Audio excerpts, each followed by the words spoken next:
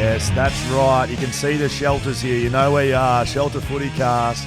Nigel, Carmody, Will Schofield here with you from Melbourne. BackChat's gone to Melbourne for the week, so we're sitting down for a preview of round 19. G'day, Nigel. How are you, mate? Hello, Scully. How's the week in freezing cold but beautiful Melbourne been? It's been good. I think I packed every warm weather item I had in my wardrobe back in Perth, and it's still not enough. No, you haven't had to hit up a Kathmandu or a North Face or a Macpac this week for some sort of insulation? Funny you asked that. Charlie didn't have a blanket on the couch, so we had to head down and get him a sleeping bag. Didn't get it from Kathmandu, though. Aldi had a couple of specials on down on the corner, so we sorted him out. The budget doesn't quite stretch that far. That's correct. You are on the Shelter FootyCast, live from BackChat Studios, Melbourne this week. That was the Southern River Band, a couple of boys out of Thornley. Keep your eyes peeled for a bit of a BackChat Shelter FootyCast collaboration with the lads. I think we got something special brewing. Unfortunately, Nigel's not going to be a part of that. He's here in Melbourne, but we will get through a preview of round 19, bit of a focus on the West Australian side of things, which is going to be fun. If you want to follow us on social, we'd appreciate that. Shelter FootyCast. You can send us an email if you see anything in regional footy or any sort of story, really. footycast@shelterbrewing.com.au. Follow us on YouTube. You can watch this, or if you're listening, you can watch it. If you are watching, you can listen to us anywhere you get your podcast. Proudly brought to you by Shelter, born and brewed in Busselton, WA. So, like a game show or reality TV, I got through the opening episode okay, wasn't voted off and allowed to return. Look, I believe you're getting a bit of feedback from neighbouring parties here in Melbourne. Shelter FootyCast has come straight into the neighbourhoods of Shelter, of Melbourne, correct? You text me with some feedback from a neighbour, said that he's enjoying it? Yeah, he enjoyed it. Yeah, he enjoyed our take. He was a North supporter, so he was up and about after last week. Okay, yeah, well, correct. But yeah, we're making a splash on the East Coast, which is why I was brought in. Okay, for the North supporters out there, big moments of the round. Let's get straight into North Melbourne. They're asking for a priority pick from the AFL, so not all rosy at North Melbourne. Yes, they had a win under caretaker coach Lee Adams. Priority picks, you would have seen that across your journey in the AFL, Nige. Where do you sit on all that, and do North deserve one? There's lots of flavours. It's like ice cream. You can get the sort of premium stuff, which will give you pick one or something else like that. Then there's mid-first round, end of first round. So the latest drop of priority picks we had in 2018 were state league players or access to them. So right. Who was that? The Suns got 3. They elected to use theirs. They got Sam Collins. Yep. What a ripping pick that was. Leadership group now. Who perhaps would have been probably a top 30 pick given the season he'd had in the VFL. Yes. Josh Corbett and Chris Burgess have been sort of good, solid citizens for them. Both played.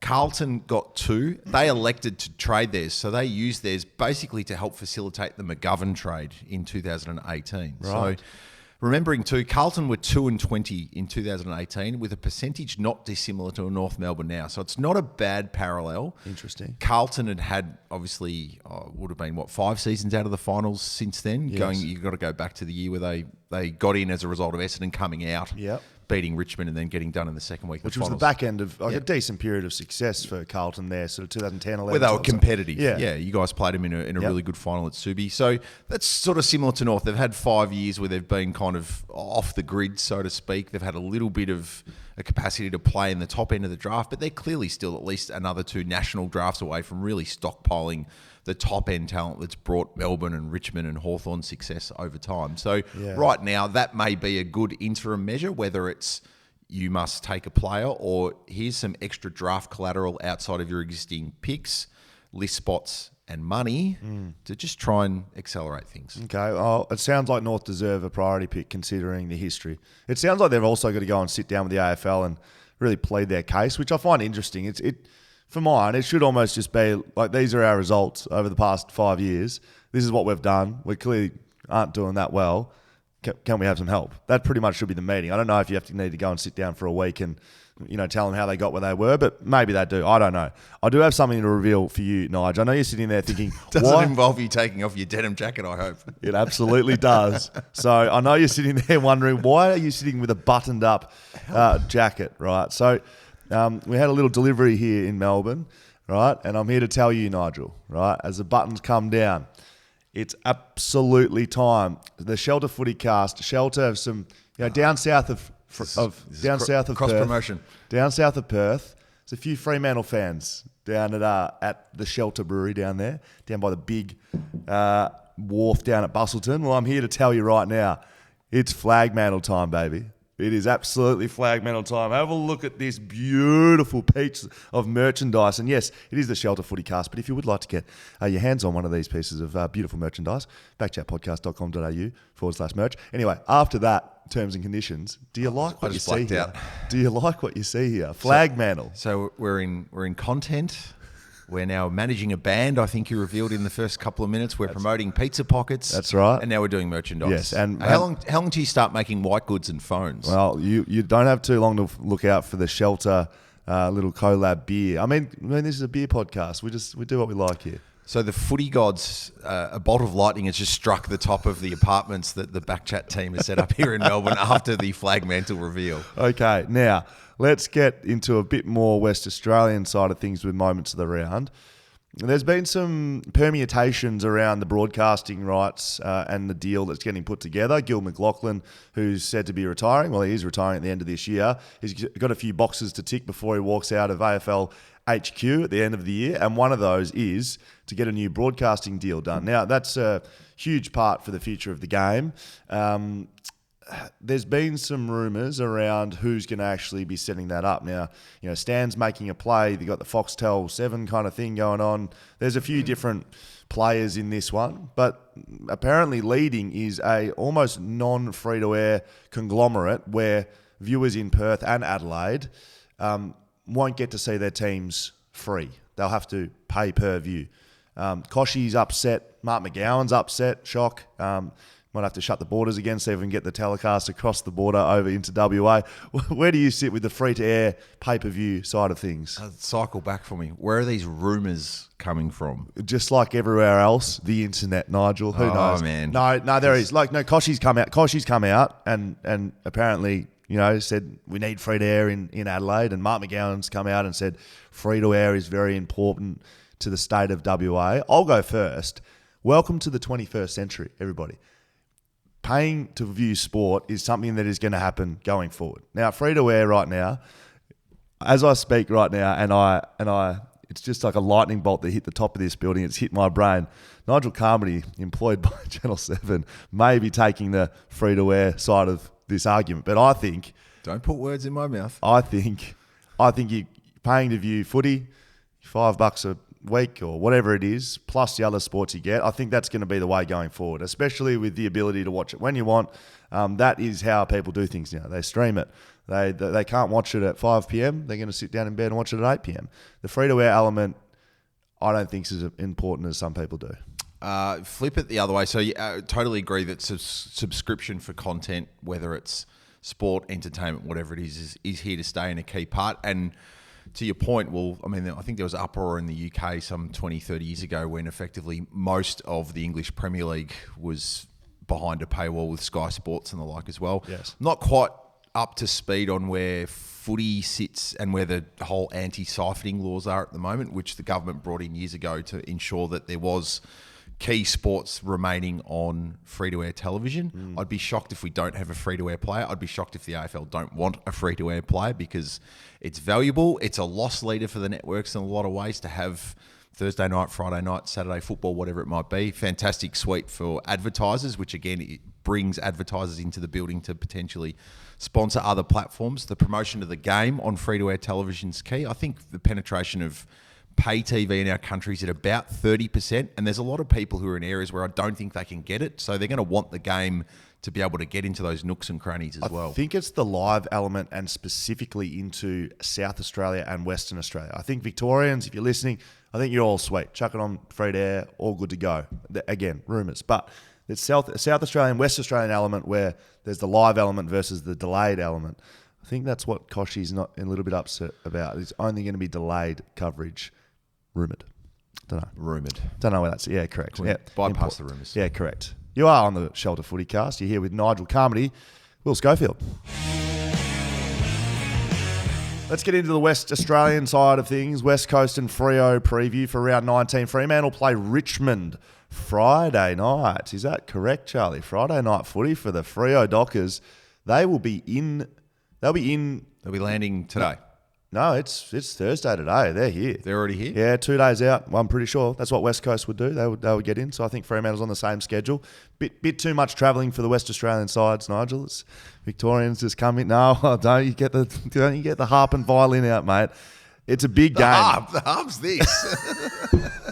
Sorry, musical instruments not my strength. I was going to say musical charades will never be part of the BackChat suite of events. Friday night footy actually changes my mind on this a little bit. This could be the game of the round.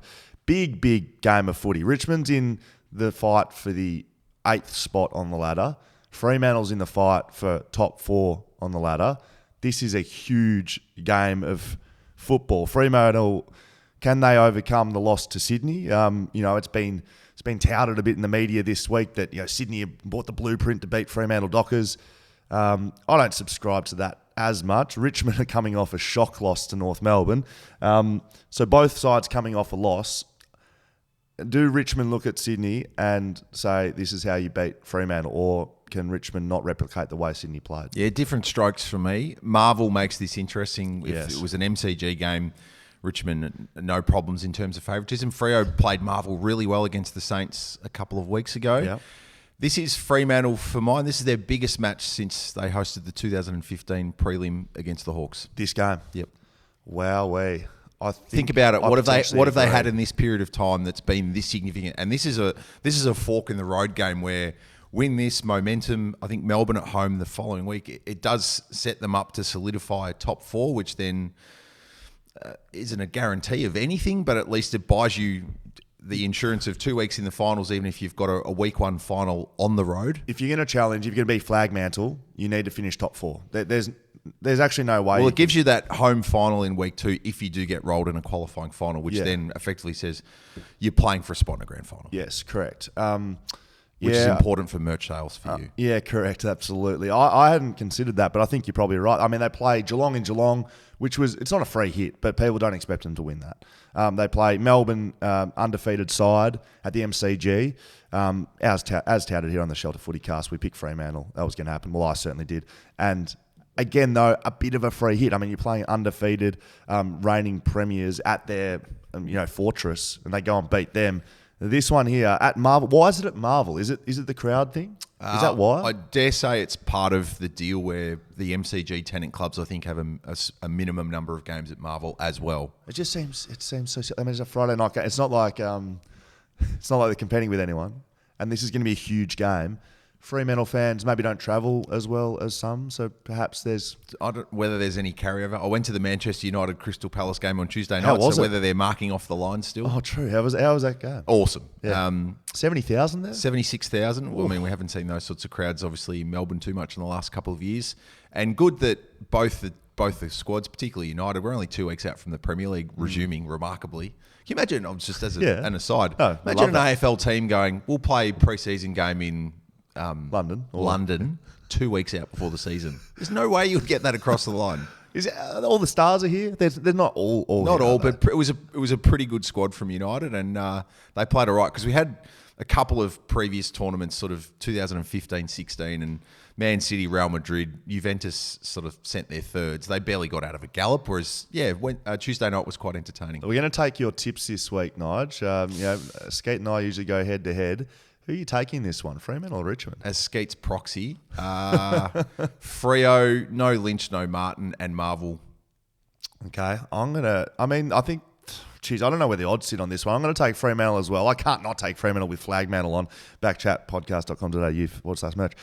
Alex Pearce will return. Don't type in / it's actually the thing that's angled that way. / Is it forward slash or backslash? I don't know. Yeah. I'll find it. Tall forward Rewalt v Pearce. They get him back. I think Fremantle get the job done as well. Now, let's move on. West Coast play St Kilda Sunday at Optus Stadium. A home game for the West Coast Eagles. St Kilda been poor since the bye. They've only won one game. They are in the same bracket as Richmond, competing for 8th spot on the ladder.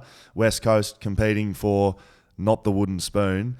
Can West Coast knock over St Kilda at home? I'm going to go first on this one. West Coast maybe without a ruckman pretty much. Callum Jamieson may miss this week with a groin issue.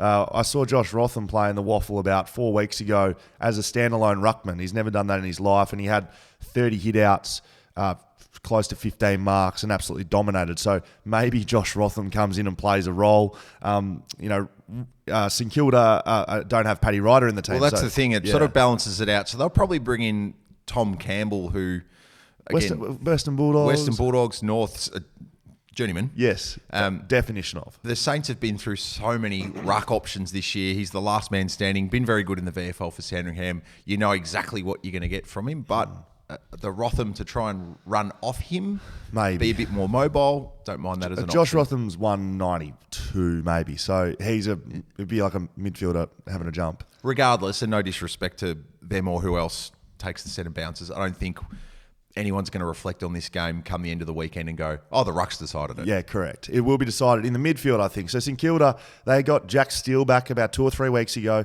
He's come in and played well, but their midfield, I don't think, has been doing what they need to be doing. The connection with their forward line has been an issue. Ball use was poor. Yeah, it was poor. So, the Western Bulldogs game, they come out and I think they matched them across the midfield, but then they couldn't deliver it to their forwards. It was rebounding out, couldn't defend as a team. And Bulldogs scored too easily. So I think there's a danger for St Kilda. The same thing happens. West Coast, not a lot to lose, barely anything. And they can come on, take risks. And that's how you beat St Kilda. You take risks, take them on. They can't defend. I think West Coast win this one. Saints were really good defeating Fremantle, but that was a different chapter of the season at Optus. But I think it's always good for travelling teams when you get some feels from going to a stadium. They may get some soldiers back that help with the issues from last week. Hunter Clark's a chance to play after a horrific injury, and potentially Seb Ross, Windhager, who's not a bad first-year player as well. So it's a very even game. It's a really good. It's the great dessert cart game of the weekend, where it's gonna come out as the 9th game of the weekend, and I think it'll be a good watch. And who will win? Saints.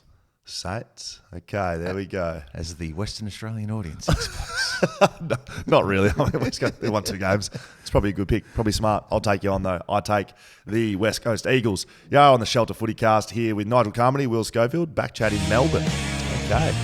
Thank you, Charlie. I love that sting over the top of me. We love it. Very good, Charlie. Just keep that finger just a little bit. Just unextend it. Don't shake your head at me. North Melbourne v Hawthorn, Saturday. 11:45, Blundstone Arena, Hobart. The Hawks have never played a game at this oval in a home and away season game. Yet play regularly 2 hours up the road at what's going on? I mean, UTAS. Is it a stupid question to ask? Is that just their home ground's Launceston and they don't go to Hobart? Yes, so North Melbourne are the tenant of Blundstone Arena in Hobart. Hawks have got their deal in Launceston. I just figured, it's just poor knowledge by me, but I just figured, you associate Hawks with Tassie, and so you just would have thought they'd played there before. So they played North Melbourne, a home game for the North Melbourne Footy Club then. Off a win. Here we go. Lee Adams still at the helm over there. Can North carry any sort of momentum from last week, or is it a flash in the pan, free up of the mind, but then back to the old ways a week later? Absolutely. They can repeat what they did last week. They haven't been they've had a poor season. They've typically been pretty good down at Blundstone Arena, but this year they've been on the end of a couple of really disappointing losses. They pushed Hawthorn in round 1. That was a game where I think people thought that could have gone either way, and until about the last 15 minutes, Hawthorn were in a margin similar to the match against West Coast last weekend, didn't really edge out. So close game on paper, I think.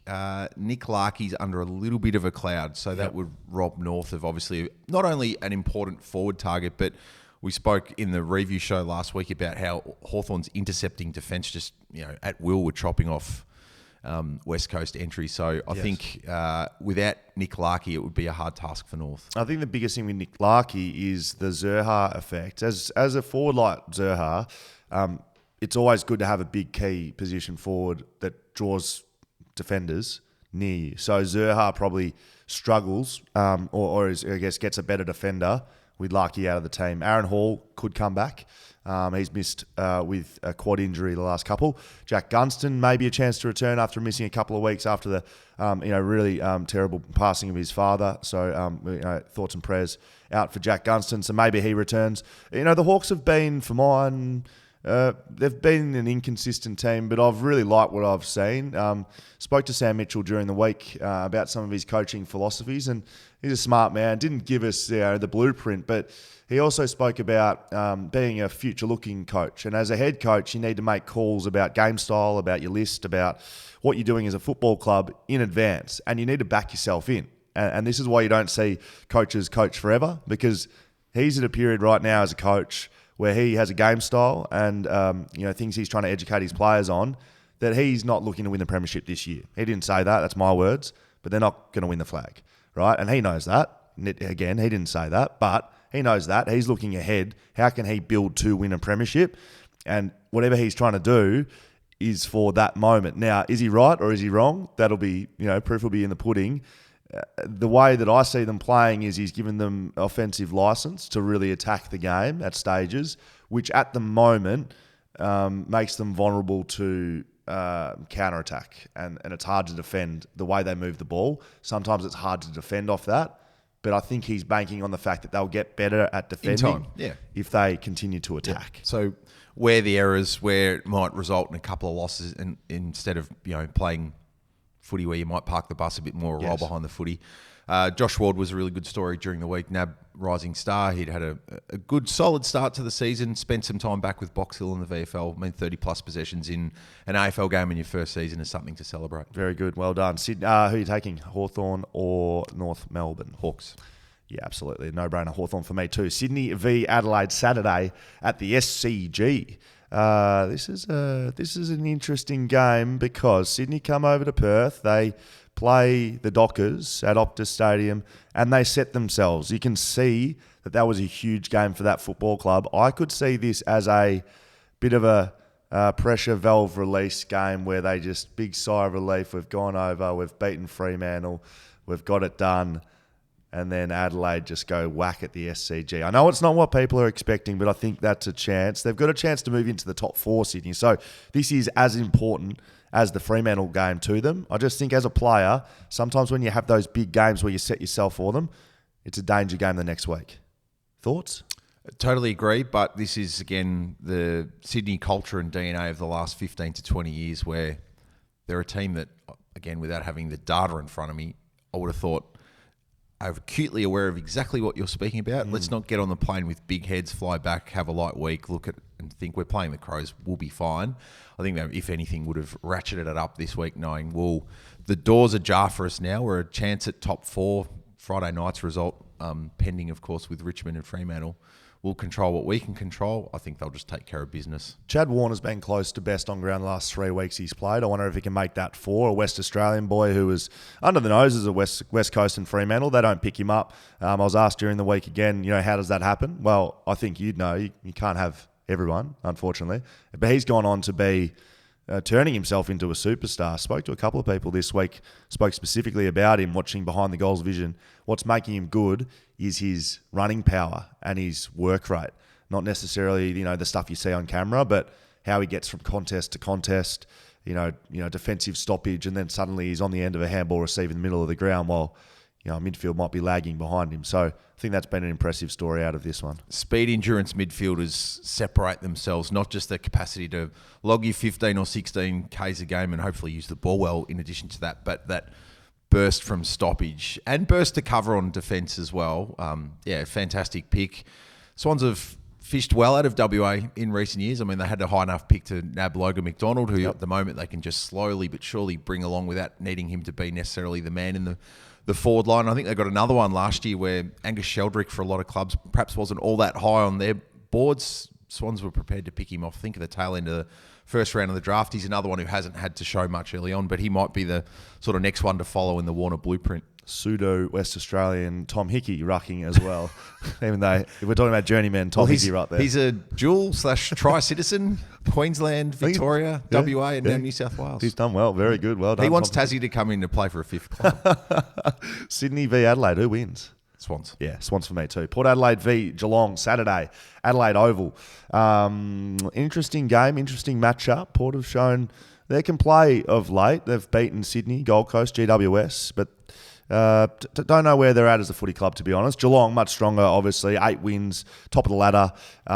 They look to be the form side of the competition. Is this a closer game than people think, or is this a whitewash? Again, looking at it on the basis of venue record, Port got a chance. Oh, yes. Geelong, not all that good in recent history. Admittedly, they've been finals and they've played Port Adelaide in games there when Port have been a top 4 side the last couple of years. Remembering, of course, Adelaide rolled the Cats in round 1 last season over there. Again, round 1 sometimes opens itself up to some funky results, but I think Geelong are vulnerable in this game, or more so than you'd think on paper alone. Well, Port Adelaide are in that group. They're in the, and they've got stuff to play for. 2-game stretch, right? Richmond, Bulldogs, St Kilda, Port Adelaide, Gold Coast. They are all fighting for one spot, 8th spot. Port Adelaide, admittedly, a game behind, but there's 5 rounds left. So they've got everything to play for, as do Geelong. Geelong's tied at the top of the table. Melbourne, same games. I think for mine, Geelong get this done purely because their offensive behaviours. They've been able to bring in Tom Stewart. I don't think he's back yet. He's not close. He's not far away though. So they still got to get the job done without their All-Australian intercepting defender. But guys in their defensive stepped up to allow Cameron, Hawkins and Co in the forward line. Stengel's doing his thing as well to get the job done against Port Adelaide. I'm taking Geelong. You? Cats, but this is an asterisk. I thought you were going to give me Port. Not Don't be doing that. Brisbane v Gold Coast, Saturday, 5:10 p.m, the Q Clash at the Gabba.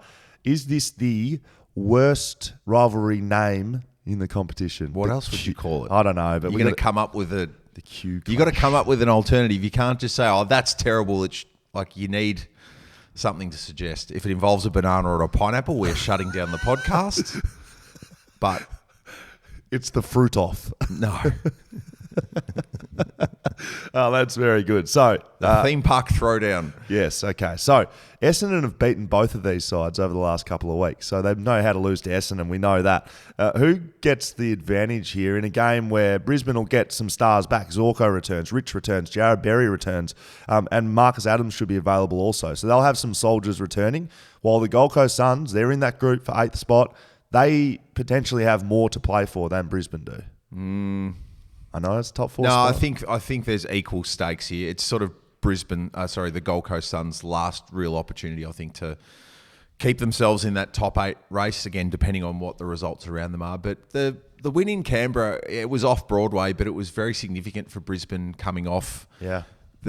Not just the loss to Essendon, but what they'd had to deal with behind the scenes with the COVID scourge that ran through the footy club there for a period and robbed them of 8 players, but I think it impacted a bunch of other players and I'd imagine staff across the club as well. So they've got through that speed hump, won a game.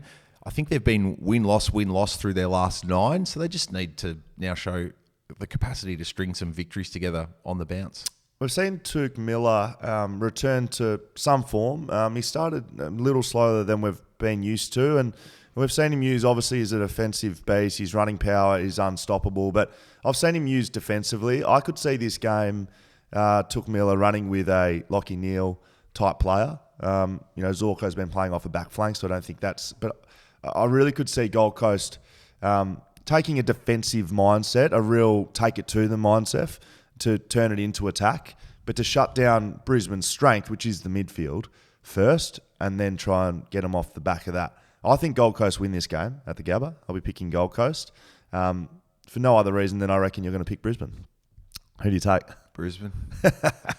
Big O back, Zorko. I think Zorko back, and Zorko's injury issues this year, he's lacked consistency. He's a very underrated piece. He might be in the veteran category now, but I think he's a very underrated presence in the Brisbane team. Okay, very good. You take Brisbane. I'm going to keep moving. Western Bulldogs v Melbourne. Big game here at Marvel Stadium, Saturday evening. Grand final rematch. It's the second one for the year, obviously.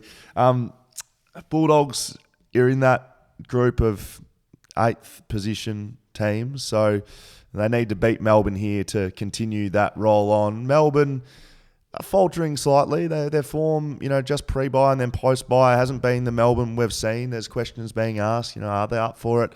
There's always talk of a reigning premier, but for mine, Melbourne are the hunted, and they always will be. So it's going to be more difficult after you've won a premiership than, your maiden premiership year. So where do you see this game going? Western Bulldogs, Melbourne, Marvel Stadium. Marvel, again, makes it interesting. I know it's been a little bit of a thread of the conversation, but if it's an MCG game, I think Melbourne have got a couple of goal extra margin in terms of favouritism. Norton back, great. And Norton and Bruce playing together for the first time in pretty much a year, significant. How does that stretch Melbourne's defence? How does it make the May lever dynamic need to be perhaps a little bit more accountable, or similar to your conversation about North before, and if Larky's not in the team, it means Zerha gets a better defender, then does that sort of shift the balance in the Bulldogs forward line and suddenly it's a Ugle Hagen or someone else like that who gets a more favourable matchup? Counterbalance that, Oliver's expected to play, which is a huge effort from a busted thumb only a fortnight ago. His presence in the midfield might mean there's more ball heading Melbourne's direction, and if they get sufficient supply, then you'd imagine they can kick a winning score. But we've seen the Bulldogs in the second quarter of the match in round one, and obviously for a period in the grand final last year, when they were able to have centre square dominance and get out the front on the Ds, they got into that forward line. They were super dangerous. So that's their opportunity. Do they get a sustained enough look where the game's on their terms? I'm tipping Melbourne. Okay. Well, I mean, Western Bulldogs know how to ramp things up come September, and I'm backing culture in here over form, over the eye test. I mean, they beat St Kilda last week. Good victory, not great. St Kilda, I don't think, is in great form. I'd love to pick the Bulldogs, but I still am strong on Melbourne. Yes, they haven't been playing at their best, but Clayton Oliver back in that mix, I think, turns it too far. And the Bulldogs, probably a key defender down. Melbourne coming up against them, they're not like they have a Cameron Hawkins lineup down there. Fritsch and Brown usually get the job done, but I think Bulldogs lack a defender to get the win, and I'll take the Melbourne Demons. Agree. Carlton v GWS, Sunday at Marvel Stadium. Carlton finally getting some key defenders back, perhaps. Maybe a ruckman as well. Pitane is back. What? Is it? Okay, thank you. Which again, it's also had various incarnations. Okay, perfect. I just like your eyes again. McGovern. I've got Pap's eyes. McGovern played in the VFL last week. Maybe he'll be back to shore up things in the back line for Carlton. Setterfield had 40 touches in the VFL last week. Did you call that game? No. No, I didn't, but him and Paddy Dow have been the two who you consistently look at the Carlton VFL statistics, and they're just always at the top. Having a mountain of ball, which is either going to force the hand for them to get into the Carlton team, or similarly, they're in the shop window for someone else come trade time. Josh Kelly's out this week with concussion, so that's a big out for GWS. Can they challenge Carlton at Marvel, GWS? They can. I don't know if they can find their best. They had that good start under Spike, and then the last couple, the Port Adelaide loss, and then last weekend down in Canberra were disappointing. They've been beaten by margin. Just shows how incredibly the sport can flip. I can remember calling the Giants and Carlton in a game at Marvel, I think at the tail end of 2018, and it was a 100-point margin in favour of the Giants. It's incredible how things have flipped. Wow. Okay, so who are we picking? Carlton. Yeah, absolutely. Carlton, I think they get the job done. They're forward pairing again. Carlton have fallen back away a little bit. They're in 7th position. Yes, they're only one game away from 3rd position, but are they sitting a level outside that top 4 challenges, or are they? This was the conversation we had in the review coming out of round 18 that, I don't have them in the contenders. They're in that sort of that next tier. Mid-tier. Okay, very good. Chasing pack. I'll take Carlton too. Last game of the weekend, Collingwood v Essendon. This is a big one, I think. MCG, Sunday footy at the G. I think the forecast in Melbourne on cold. No, it's about 18. I think on Sunday. So you bust out the sun cream. Some singlets down the MCG. can see the old blue singlets down sitting down front. So a couple of VBs. It should be a magic day, and a couple of shelters, I should say. Why would you have your VBs? You'll get a monster crowd, I would have thought, because Essendon are suddenly watchable and competitive, and Collingwood have done a remarkable job this season. 8 wins in a row, Collingwood. Would you have picked that 8 weeks ago? If someone came, Will Schofield gave you a call, said, Nigel, got something to tell you. Collingwood have picked winning the next 8 games. I would have said, who's this? G'day, Will. This normal material coming out of your mouth. Very good. Are you aware of the time difference? The interesting thing, go back to bed. The interesting thing out of Collingwood is, who's their best forward? Myercheck has kicked their most goals, but I looked at their team and I'm like, how are they winning games? How are they kicking winning scores? And they have an incredibly even spread. You've got Myercheck, you've got Ollie Henry has been... Who was in the VFL last week after being Medi-sub. Right, and you've got Jordan Ngoe's kicking some, you've had midfielders kicking goals, Dacos pop up with a couple. I think they've just sort of done it how they like. Big Cameron has held up the ruck position while Brodie Grundy's been unavailable. Well, here you go. Mycheck 32, Ginnivan 29, Henry 21, not in the team, or at least on the field on the weekend. And then they've got 7 other players who've kicked double figures for the season. You'd struggle to find too many lists that have got that many players who've kicked 10 plus. Brodie Grundy potentially available for selection this week. Does he play? I would say Darcy Cameron. If there was the 6th man in basketball and has come off the bench and played his role, he's probably up there with the best slots into a team throughout the season. He's been incredibly efficient and impacted games as the standalone ruckman. Do they play both of them in the same team if Brodie Grundy's available? I'm not in their match committee, but I would suggest with Draper, Harry Jones, Peter Wright, there's enough bigs for them to probably spread it around. And just because he hasn't been playing, it's easy to sort of forget and diminish what Brodie Grundy is a player. He adds to Collingwood if he's in the team. Who do you pick?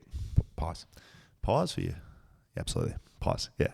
I think Essendon could upset them, though. I will pick the Pies. Essendon have won against Gold Coast, Brisbane, Sydney and St Kilda over the last little bit. So I think it'll be a good game. Potentially the match of the round. I think Collingwood v Essendon, close to the match of the round. Gold Coast, Brisbane, though. I'm taking that as my match of the round. Agree? Friday night. Thank you. Richmond Freo's where it's at. You think that's Freo's most important game in the last 5 years? Their football club, basically. Yeah, well, 15 prelims, so 7. Wow, okay, very good. Love that. You are on the Shelter FootyCast. Nigel, Carmody, Will Schofield with you. I like this segment. PTI, we go head-to-head on a couple of issues. Can I just say there's a bunch of copyright infringements on this show. Like, Dan used to work at the ABC. You are aware that BackChat was a significant television show on the ABC for a period of time with a very different theme to what the Southern River Band smash out. No, I'm not aware, but thank you for that. PTI is still actually a very sort of well-known program on a sort of global sporting cable television station. I would say that PTI stands for something. I haven't told you what it stood for. I'm not going to tell you either. We're just going to be the mystery here. I'm Will Bond and you're Tony Kornheiser. Shelter FootyCast. Here we go. Richmond, Bulldogs, Saints, Port, Gold Coast. Who takes eighth spot at the end of this season? Tigers for 2 reasons. Been there, done that factor, and also their draw. I think they've got Hawthorn, Essendon in the final 2 rounds of the season. So they need to win one of the next 2. It's either Fremantle tomorrow night. I'm not 100% sure what their game the following round is, but I think they've got the combination of favourable draw and just they know how to get it done. Not that they have recently, but same thing. Had this conversation in the review program. Those 3 Saturday twilight losses by inside a goal, if they've won all 3 of those, which is very plausible given how the game's played out late, we're talking about them not just as a top 4 team, but a premiership contender still, not a team trying to make the finals. I don't think any of those other teams that are on the 9-win bubble we'd talk about in that light. Did you pick Richmond or Freo Friday night? I think, can't remember. He took Freo. Okay, so Richmond lose this week. Yeah. They lose next week against Brisbane. Where's that game? That is at home for Richmond, so I'm assuming the MCG. Yeah. They lose that, I'm telling you. Port Adelaide, challenging for this same spot. They lose that. So they've just lost 3 in a row, and then they've got Hawthorn and Essendon. Great, they've missed the 8. Gold Coast, they win this week against Brisbane. They win against West Coast at home. They beat Hawthorn. Then they've got Geelong, and then they've got North Melbourne. The Gold Coast Suns will win the next 4 of the next 5 and make the 8. They'll finish 8th on the ladder. Gold Coast Suns are my pick. Don't you look at me like that, Nigel Carmody. There you go. You take Richmond, I take Gold Coast. Got to wrap this up very soon. It's been fun on the Shelter FootyCast. Fremantle will remain a top 4 side to finish the season. Yes. Okay, yes. Flag mantle. No, top 4 does not guarantee you flag mantle. Selling merchandise.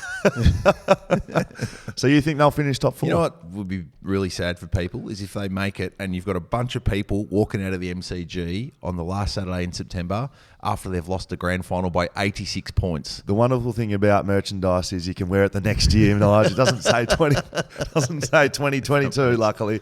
So, okay, Fremantle top 4. I'm going to go against you here, wearing my flag mantle jumper. Who jumps in? Just like I said, 2022 isn't on here. So flag mantle, You can wear this for 5 years, Charlie, a big Fremantle fan. Who comes in? Swans? I think it's Sydney for mine. I've been strong on them for the whole year. They've been inconsistent, but I think their best is very good. We saw that against Fremantle. I think with the leadership, with the culture that you spoke about, I think the Sydney Swans are the fourth side in the competition. Melbourne game for Freo the week after will be the determining factor. Yeah, that's a very good point. I'm a bit scared about my predictions. Mate, it's been fun here on the Shelter FootyCast. Appreciate your time while we've been over here in Melbourne. Great to be involved. Well done on everything you guys are doing. You've done some fantastic content during the week and look forward to reconnecting again soon. Belters with Shelter tonight at Shelter Brewery down in Busselton. So if you want to buy a little plane ticket, you can head over there if you like, Nigel. That's right. Head down there, find your tickets over at the Shelter website, or you can follow us on socials. Find it all there, Shelter FootyCast, or footycast at shelterbrewing.com.au for an email. Just a quick update. Mark Lacroix told this program after 10 goals last week in his regional footy side that he was going to kick 15 last weekend. Got a text from Lecker. He said he kicked 15 on the weekend. And he said also to follow up, I could have kicked more, but I said I was going to kick 15, so I stopped. So let's keep an eye on him playing for wherever he's playing. He's an annoying human being because he can just do that. If he says he will do it, he just does it. Been fun. YouTube, podcast, listen to us, watch us. See you next week.